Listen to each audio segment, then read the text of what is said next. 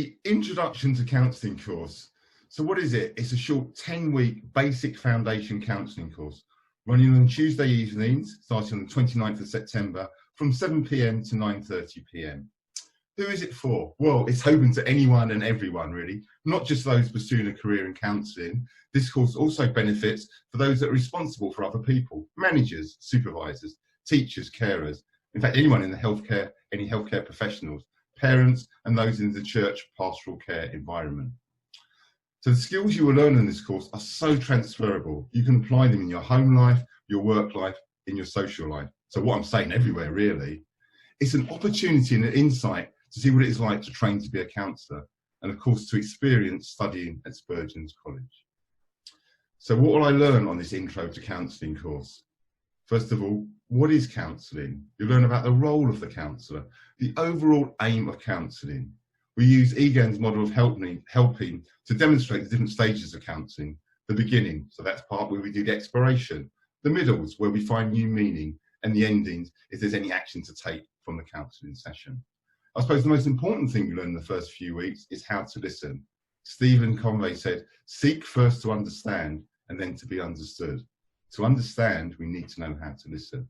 So we explore the different levels of listening, pretending, going through the motions, or selective, taking the bits that we want to hear and disregarding the rest. Active, being fully present, using those non-verbal skills, being responsive and empathetic, possibly the deepest and the most powerful form of listening, understanding from the speaker's perspective.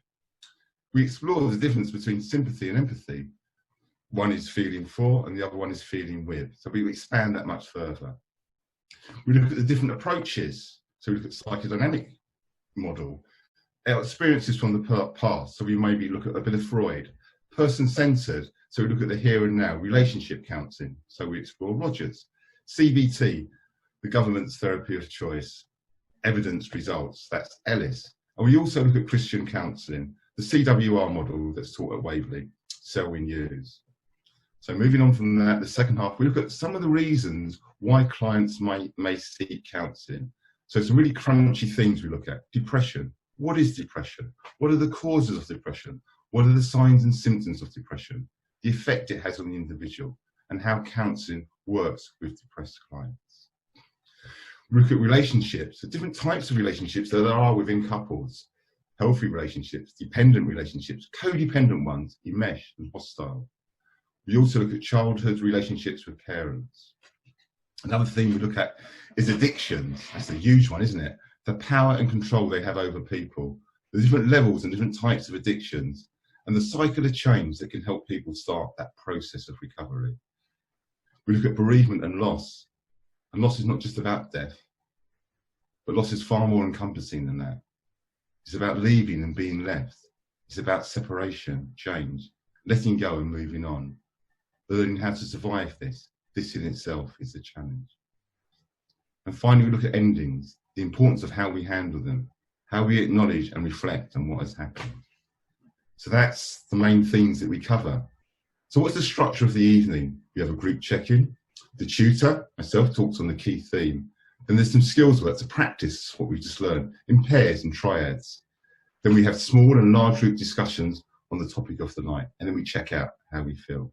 So the key components of skills, theory, self-awareness. Students come away from this course learning so much more about themselves, as well as knowing if counselling is a career that they wish to pursue. Some testimonials that we had from previous students. A fantastic course for anyone who's involved in supporting other people, particularly in any pastoral role. Lots of opportunity to learn together and to receive peer feedback. This course covers a vast array of topics looking at how we relate to one another and what influences and impinges on our encounters and others. And finally, lots of opportunities to try out our new practical skills in small groups. So in just 10 weeks, we cover a lot. We learn, we talk, we practice. A lot of fun is had along the way. And you end up receiving a Spurgeon certificate of attendance for your troubles. And maybe this is the first step to you becoming a counsellor.